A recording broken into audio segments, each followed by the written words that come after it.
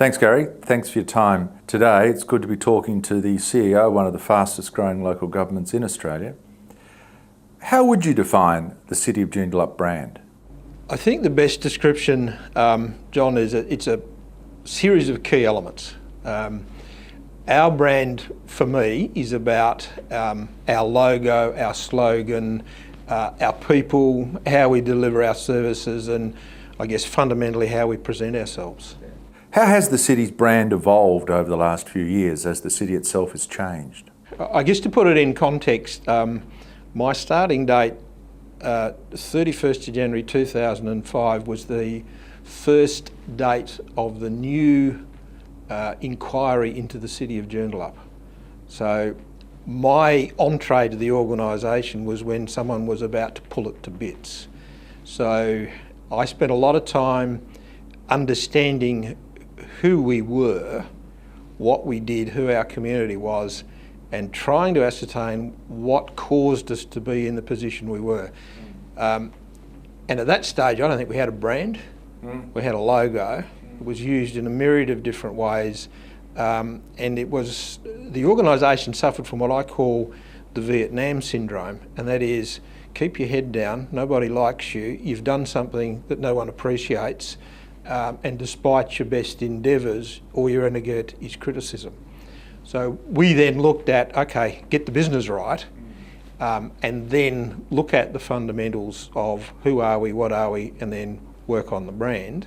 And that then became about consistency and organisational stability. The other, I think, challenge for me at the time was listening to a lot of rhetoric and working out how do I deal with that? What can I challenge and what should I just ignore because it'll give oxygen to an issue that's not worth time and effort. Out of that, we did all of the fundamentals of what you do when you want to create a brand and a new image. And I picked a tagline because the community kept wanting to argue with me about issues. And most of the issues, when I pursued the conversation, were 10 years or more old. It was a history I'm not going to be able to change. So we came up with the tagline, focusing on the future, which we kept until 1 month ago. Right, and we've now moved on from there. Yeah, it's, of course, the people are a big part of how you reflect a brand. It must have been hard to engage your people through that process. Early days, it was very traumatic. I mean, my background has been, I've been a change agent at every other place I've been to. So when I arrived, everyone was expecting massive change. And the first thing that came across to me was, if I try and change something now while an inquiry's going on, it'll be seen as preemptive, without foundation, and likely to be ridiculed when the report came out. So I just went, we need to make sure we're delivering the fundamental and core services and make sure what we said, what we did and how we did it was to the best of our ability while we worked through how did we really want to be portrayed, and not spend too much on brand or image until we got through the inquiry. Why invest money in something that might get tainted? And even the focusing on the future came out in February 2006 after the December 2005 findings of the inquiry. So to what extent does the new slogan or the new positioning statement reflect how you're going to change into the future? Well, I hope it's totally reflective. It's the new slogan or tagline is City of Joondalup, global city, bold, creative and prosperous. And that's where we want to be, and that's what, I guess it's aspirational, but it's also achievable in the relatively short term.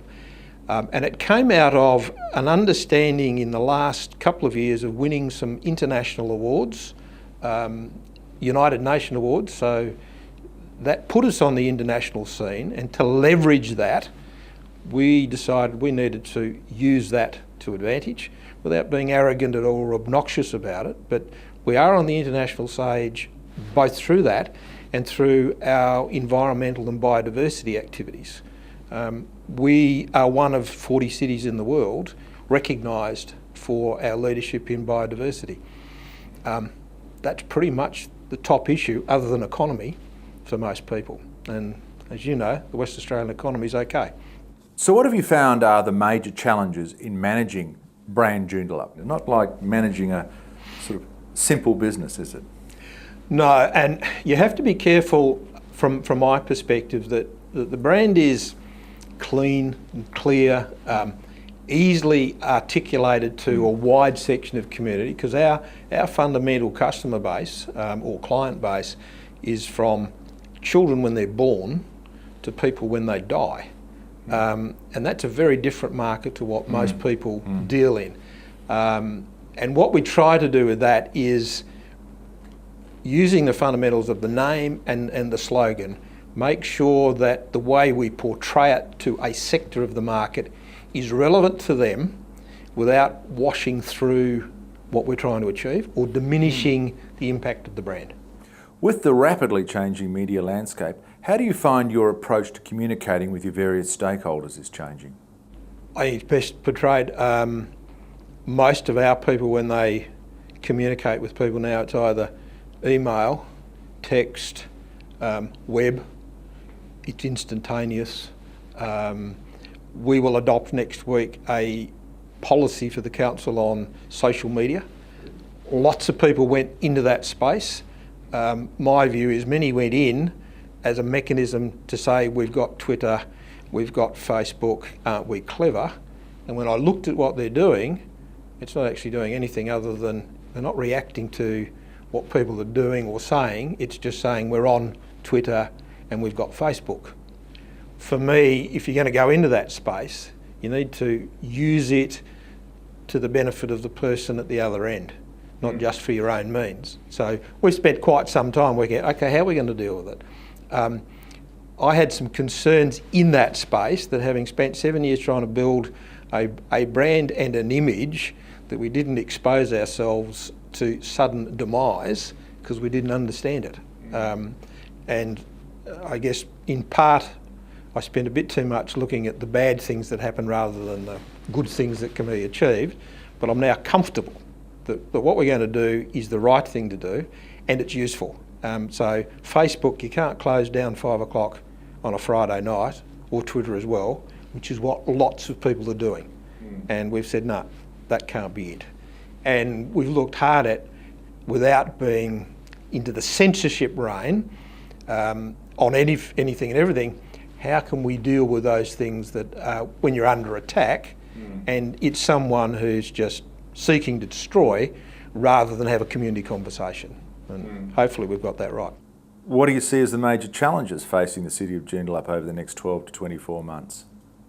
Election for the state next year. I mean, fundamentally, everything we do aligns in some shape or form to the government of the day. So if the government changes, there's a shift of emphasis, so we need to be ready for that. We have local government elections in October.